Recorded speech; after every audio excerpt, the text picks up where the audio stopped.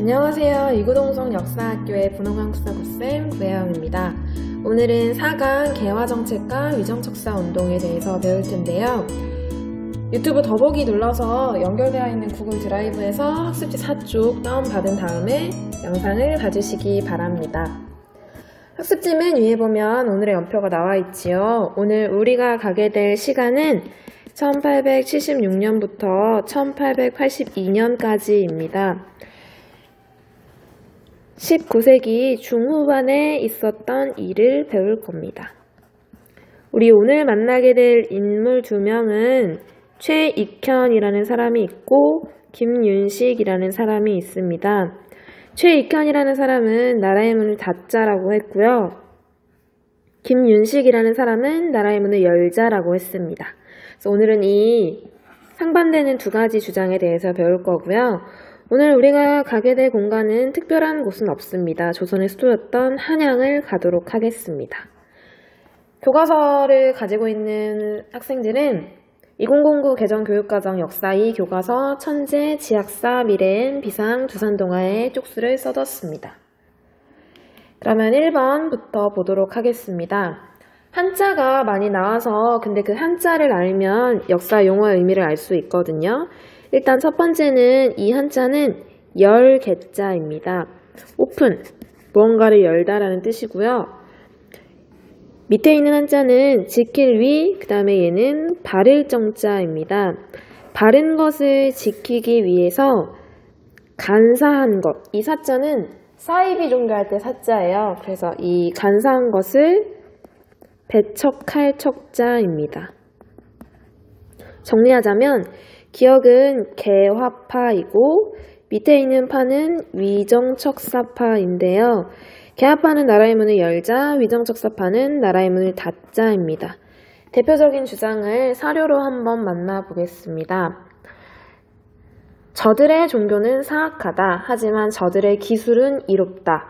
잘 이용하여 백성을 잘 살 수 있다면 농업, 양장은 누에구치와 관련된 거, 그리고 의복, 우리가 입는 옷, 병기는 무기, 그 다음에 배, 수레에 대한 기술을 꺼릴 이유가 없다. 종교는 배척하되, 여기 저들의 종교는 사악하다라고 했잖아요. 기술, 이러한 기술을 본받는 것은 함께 할 수 있다라고 했고, 이거는 대표적인 온건개화파였던 김윤식이라는 사람이 올린 글을 이제 고종이 교서로 발표한 겁니다. 여기서 이야기하는 저들의 종교는 뭘 의미하냐면 천주교를 의미해요.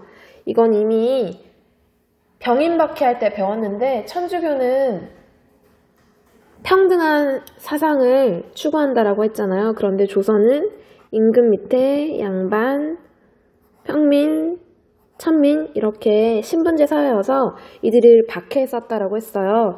그래서 이걸 쓴 사람은 거의 다 양반이기 때문에 이런 평등한 사회를 꿈꾸지 않았고 평등한 사회를 꿈꾸는 천주교를 사악하다라고 했던 겁니다. 그래서 이 종교는 받아들이지 말고 근데 얘네가 농사도 잘 짓고 의복도 잘 만들고 무기도 잘 만드니까 우리 이거는 받아들이자. 나라의 문을 열어서 이러한 것들은 받아들이자. 이러한 문화는 수용하자라는 사람들의 개화파입니다.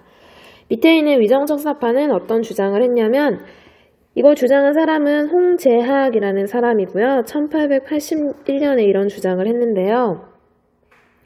사양 물건과 사악한 종교의 위협하는 형세가 위세입니다. 위세로 공자와 맹자의 가르침이 날로 사라져 종묘사직이 무너질 위기에 있습니다. 종묘는 임금의 조상을 제사 지내는 곳, 사직은 농사를 관장하는 신에게 제사 지내는 곳입니다. 종묘사직이 무너질 위기에 있습니다.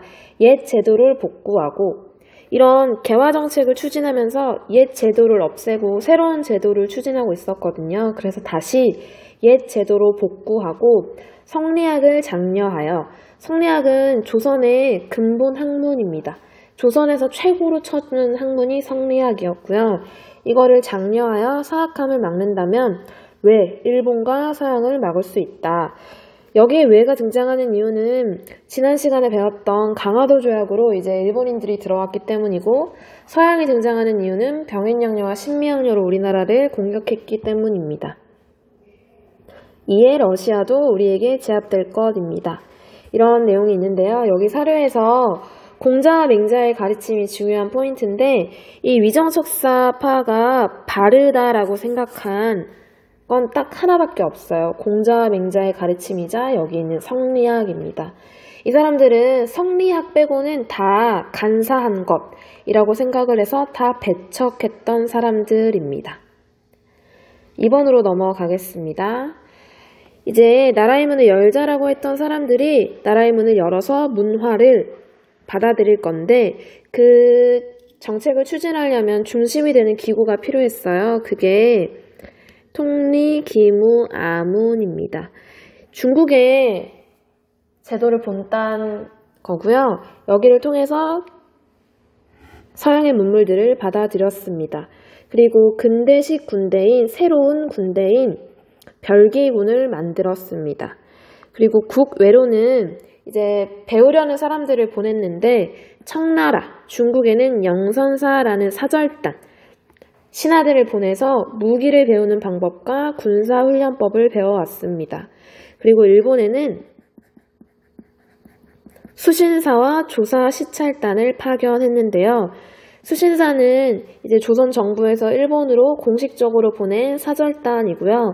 조사시찰단은 시찰, 몰래 관찰하고 와라라고 했던 사절단입니다. 그래서 일본이 어떤 근대식 제도를 만들었고, 어떤 군대를 만들어가고 있고, 어떤 제도를 계속 서양으로부터 받아들이고 있는지를 배워와, 이런 임무를 띠는 사절단이었습니다. 3번으로 가겠습니다. 3번은 위정척사 운동인데 2번은 오픈, 3번은 클로즈입니다. 그래서 아까 말한 것처럼 이 사람들은 성리학, 공자와 맹자의 가르침 빼고는 다 간사한 것이기 때문에 여기 프린트에 보이는 것처럼 다 반대를 합니다.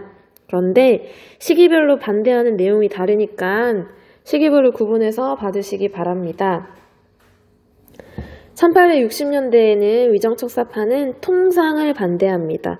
통상은 무역이라고 했어요. 그래서 이항로, 기정진 같은 사람들은 다 위정척사파인데요. 흥선대원군은 나라의 문을 닫자라는 사람의 대빵이라고 말했어요. 그래서 이 사람의 통상수교 거부 정책을 지지했었습니다. 1870년대에는 개항 반대 운동을 하는데, 지난 시간에 배웠던 1876년에 맺어진 강화도 조약이 개항인데 그걸 반대했었어요. 대표적인 사람은 최익현이라는 사람이고, 이 사람의 주장을 5글자로 하면 외양일체론이라고 하거든요. 한자 뜻 그대로 외인, 일본인이나 양인, 서양인은 한 몸으로 똑같이 나쁜 사람이니까 우리 이 사람들을 받아들이지 맙시다 라고 했던 주장인데, 사료를 통해서 보도록 하겠습니다. 그들의 물건, 그들은 서양인입니다. 그들의 물건은 이미 산업혁명이 지났기 때문에 공장에서 찍어내는 물건들이에요. 모두 지나치게 사치한 것과 개상한 것들 뿐이지만 우리의 물건, 조선의 물건은 백성들의 목숨이 걸린 것. 그러니까 우리는 농사를 짓든 옷을 만들든 다 사람이 하잖아요. 그래서 백성들의 목숨이 걸린 것처럼 힘들게 만들어진 물건인데, 이 물건과 서양의 물건을 통상 무역을 하게 되면 우리께 팔릴 수가 없잖아요. 왜냐하면 가격이 비싸니까. 그래서 나라도 망하게 될 것이다. 그러니까 저들을 받아들이지 말자라고 한 거고, 그들이, 여기서 그들은 일본인입니다. 비록 외인, 일본인이라고 핑계대지만 실제로는 서양의 도적들이니 화해하고 친하게 지내면, 이런 화친이 이루어지면 사학, 간사한 학문이 전파되어 온 나라에 가득할 것이니까 우리 이 사람들을 받아들이지 맙시다 라고 하면서 개항 반대 운동을 하게 됩니다. 세 번째로 1880년대에는 개화 반대 운동을 하는데요.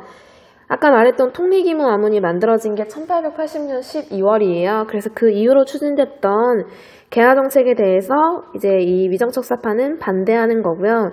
지난 시간에 배웠던 조선 책략, 수신사 이거와도 관련이 있으니까 지난 시간 영상도 한번 다시 보시기 바랍니다.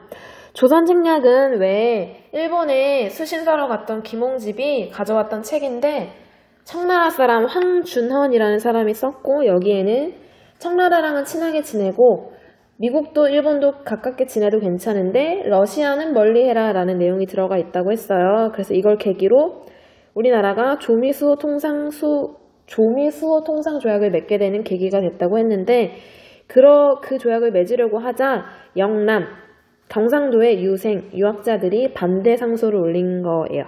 이거의 대표적인 사람이 이만손이라는 사람이고 이만손이라는 사람이 만인, 여러 명이 임금에게 글을 올리는 것. 그래서 이거를 영남 만인소 사건이라고 합니다.